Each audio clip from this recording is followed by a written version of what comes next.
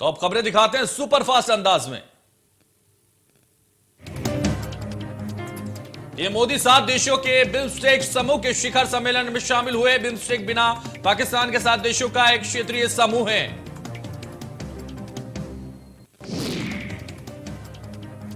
BIMSTEC summit में संबोधित करते हुए प्रधानमंत्री नरेंद्र मोदी ने कहा कि चुनौतीपूर्ण हालात में सुरक्षा पर जोर देना जरूरी। यह मोदी ने ऐलान किया कि भारत बिम्स्टेक सचिवालय को $1 मिलियन अमेरिकी प्रदान करेगा। 5वें बिम्स्टेक शिखर सम्मेलन में भी मोदी ने कहा कि बिम्स्टेक की स्थापना का यह 25वां वर्ष है, इसलिए आज के समिट को विशेष रूप से महत्वपूर्ण माना है। इस लैंडमार्क समिट के परिणाम बिम्स्टेक के इतिहास में एक स्वर्णिम अध्याय लिखेंगे। पिछले 2 सालों के चुनौतीपूर्ण माहौल में राष्ट्रपति पक्ष ने बिम्स्टेक को कुशल नेतृत्व दिया। आज के चुनौतीपूर्ण वैश्विक परिप्रेक्ष्य में हमारा क्षेत्र अछूता नहीं रहा है। हम अभी भी कोरोना के दुष्प्रभावों को झेल रहे हैं।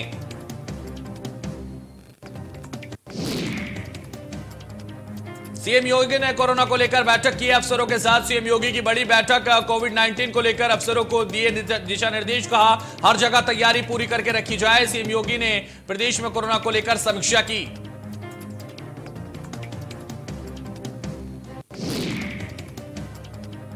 लखनऊ में ऊर्जा मंत्री एके शर्मा ने कार्यभार ग्रहण किया और कहा कि 100 दिन के विकास का एजेंडा तैयार होगा। मुख्यमंत्री की मंशा के अनुसार काम होगा और विकास कार्यों की रफ्तार तेज रखी जाएगी।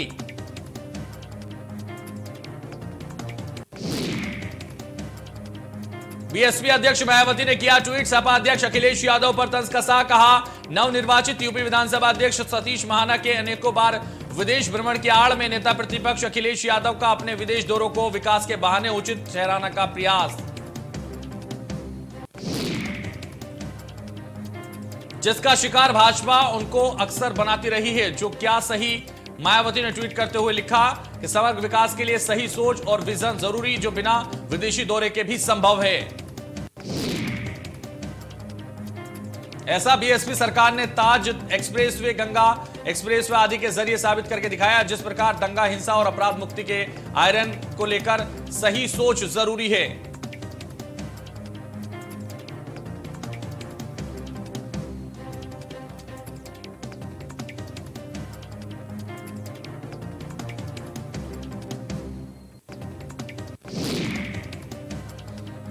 लखीमपुर कांड में आरोपी आशीष मिश्रा की जमानत को चुनौती देने वाली याचिका पर सुनवाई टली। अब सोमवार को सुप्रीम कोर्ट मामले में करेगा सुनवाई। कोर्ट ने सभी पक्षों को एसआईटी की रिपोर्ट पर अपना जवाब दाखिल करने को कहा।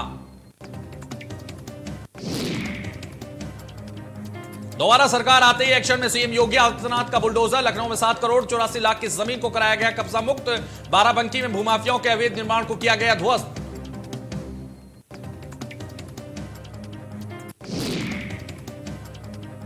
कुशीनगर में बाबर के परिजनों को योगी सरकार ने मृतक के परिजनों को 2 लाख रुपए की सहायता देने की घोषणा की थी।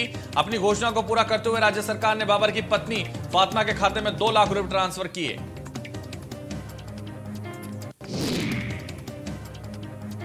इसके अलावा परिवार के छोटे सदस्यों का नाम भी राशन कार्ड में दर्ज किया गया।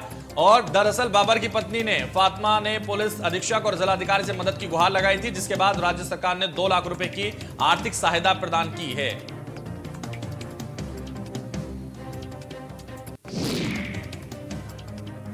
यूपी बोर्ड का अंग्रेजी का पेपर हुआ निरस्त। 24 जिलों में 12वीं की अंग्रेजी का पेपर रद्द। सीतापुर, ललितपुर, महुआ में भी परीक्षा रद्द। आगरा, मैनपुरी, मथुरा में भी परीक्षा रद्द। अलीगढ़, गाजियाबाद में भी परीक्षा रद्द की गई। और वहीं बदायूं, शाहजहांपुर, उन्नाव में भी परीक्षा रद्द की गई। आज दोपहर 2 बजे होनी थी अंग्रेजी के परीक्षा से पहले प्रश्न पत्र सोल्व पेपर वायरल। बाजार में 500 रुपए में बिक रही थी सोल्व कॉपी।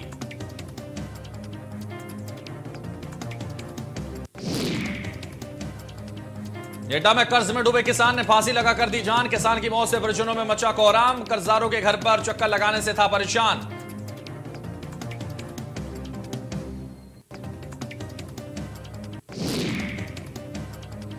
प्रतापगढ़ में रोडवेज बस और ट्रक में जोरदार टक्कर के बाद अनियंत्रित होकर पलटी बस में सवार आधा दर्जन यात्री हुए घायल।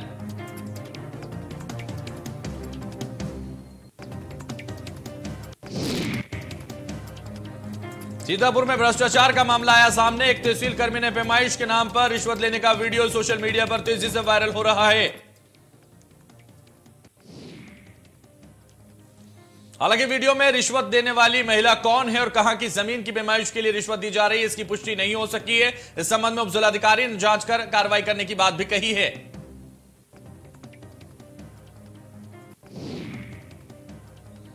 ताज महोत्सव के सांस्कृतिक कार्यक्रमों के समापन पर बॉलीवुड नाइट के नाम रही भारतीय गायक और संगीतकार बी प्रकाश ने जैसे ही मंच को थामा तो दर्शकों ने मोबाइल की लाइट ऑन करके उनका शानदार अभिनंदन किया।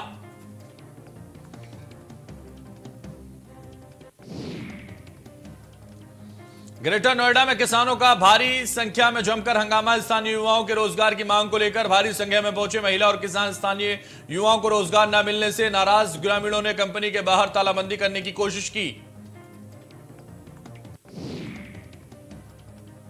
बुलंदशहर में एसबीआई बैंक में किसान का 50,000 केस चोरी। महिला ने थैला काटकर 50,000 रुपए उड़ाए। सीसीटीवी में वारदात हुई कैद। पीड़ित ने तहरीर देकर पुलिस में जांच में अब जुटी।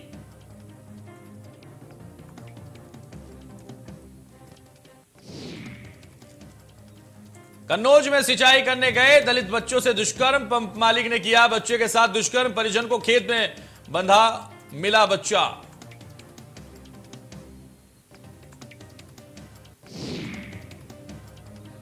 कानपुर में रसोई गैस सिलेंडर फटने से हुआ हादसा में गिरी मकान की दीवार। हादसे में परिवार के 6 सदस्य हुए घायल।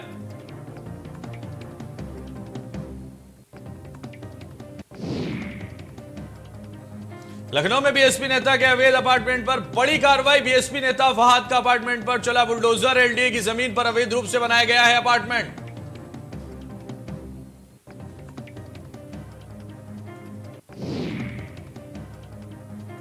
मिर्जापुर में बरस रहे पत्थर। 22 दिनों से चिलबिलिया गांव में बरसे रहे हैं पत्थर। पूरे गांव में दहशत का माहौल। पूरा गांव रात भर जाग रहा था और पहरा दे रहा था। पुलिस लगातार कोशिश कर रही है लेकिन पता नहीं लगा पाई।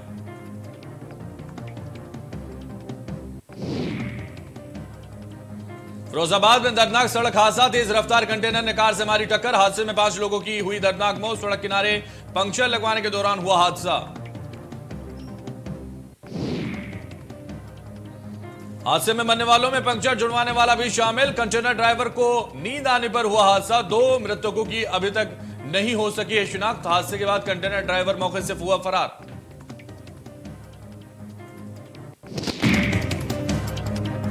आगरा सेंट्रल जेल में 10वीं फिल्म की स्क्रीनिंग। अभिनेता अभिषेक बच्चन ने निभाया वादा। फिल्म की स्क्रीनिंग के लिए सेंट्रल जेल पहुंचे अभिषेक। कैदियों के बीच में फिल्म की हुई स्क्रीनिंग। शूटिंग के दौरान अभिषेक ने किया था कैदी फिल्म देखकर काफी उत्साहित दिखाई दिए। लखनऊ में जिला प्रशासन ने चलाया एंटी भूमाफियाओं का अभियान। शासकीय भूमियों पर अवैध अतिक्रमण हटाया गया। सरोजनी नगर के बिजनौर में अवैध निर्माण ध्वस्त। तालाब जलाशय कराए। प्रशासन ने चलाया एंटी भूमाफियाओं का अभियान।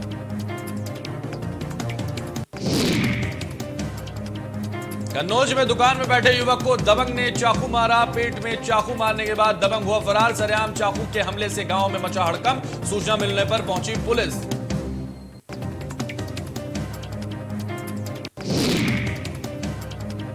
एटा में चलती रोडवेज बस से कूदी महिला। बस से कूदने से महिला की हुई गंभीर घायल। दिल्ली से कन्नौज जा रही थी महिला।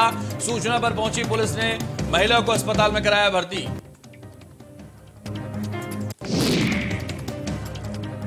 बाराबंकी के नवाबगंज क्षेत्र में अवैध रूप से हो रही प्लाटिंग पर मंगलवार को विनियमित क्षेत्र पदाधिकारी के बुलडोजर गरजे। बिना नक्शा पास कराए ही की जा रही थी अवैध प्लाटिंग पर निर्माण को ध्वस्त कर दिया गया।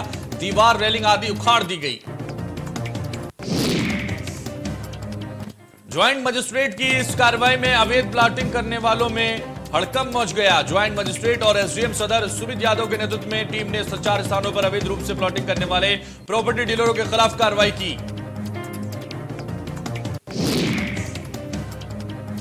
अलीगढ़ में शादी समारोह में 2 पक्षों में जमकर लाठी डंडे चले। दबंगों ने दूल्हा दुल्हन पक्षों के साथ भी मारपीट की। स्कूटी टकराने को लेकर दबंगों के बीच में मारपीट हुई। मारपीट में 3 लोग हुए चोटिल।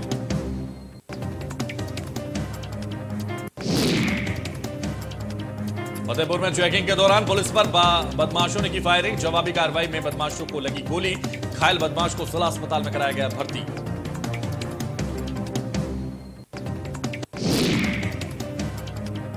अमेठी में दबंग प्रधान की दबंगई आई सामने। दबंग प्रधान ने ग्राम विकास अधिकारी को दी धमकी। मृत प्रमाण पत्र बनवाने के लिए अधिकारी को दी गई धमकी। धमकी का वीडियो सोशल मीडिया पर वायरल। आगरा में अभिनेत्री यामी गौतम ने देखा ताजमहल। फिल्म प्रमोशन के लिए पहुंची थी ताजनगरी। मूवी 10वीं की स्क्रीनिंग में शामिल हुई थी यामी गौतम।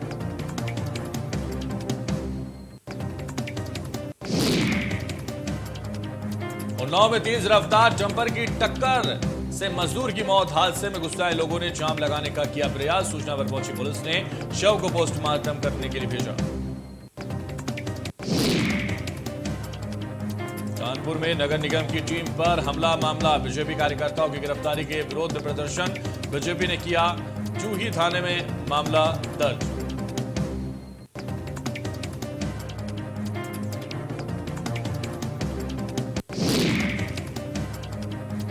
उत्तराखंड विधानसभा सत्र की कार्रवाई शुरू। विधेयक के रूप में सदन में पटल पर रखे जाएंगे 2 अध्यादेश। कल सीएम धामी ने 21,116 करोड़ 81 लाख का लेखानुदान पेश किया।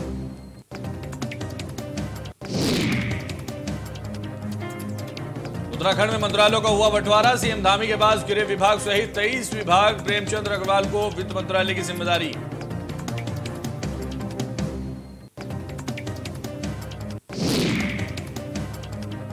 सतपाल महाराज को पीडब्ल्यूडी विभाग। सुबोध उनियाल को वन विभाग की जिम्मेदारी। रेखा आर्य को महिला सशक्तिकरण की जिम्मेदारी।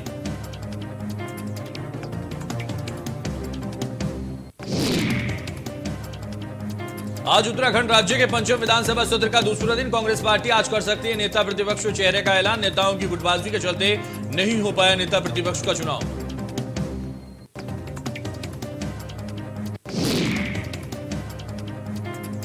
रुड़की में अधिकार जमा करने को लेकर आपको बता दें, इसके बावजूद शराब ठेकेदारों ने आबकारी विभाग पर कार्यालय पर प्रदर्शन किया। ठेकेदारों का कहना है कि पूरी मात्रा में उपलब्ध नहीं हो पा रही है शराब।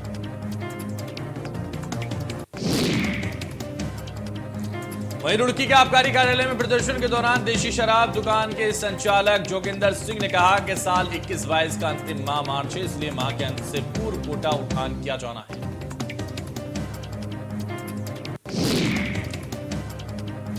एचएनबी गढ़वाल केंद्रीय विश्वविद्यालय में भौतिकी और फिजिक्स अप्लाइड साइंस विषय में संकाय सदस्यों के पदों पर नियुक्ति हेतु साक्षात्कार लिया गया और 7 पदों के लिए 211 अभ्यर्थियों को कॉल लेटर भी भेजे गए।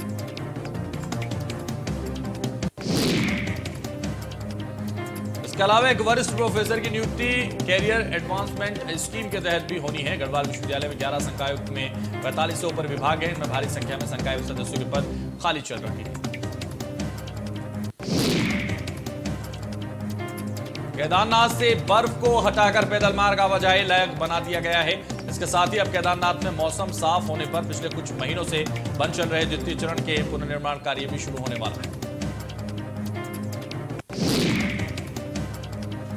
केदारनाथ में अब कम ही बर्फ है। कुछ स्थानों पर ही बर्फ जमी हुई है। ऐसे में अब प्रशासन को 6 मई से शुरू हो रही यात्रा तैयारियों को समय पर पूर्ण रूप से होने की परेशानी नहीं हो।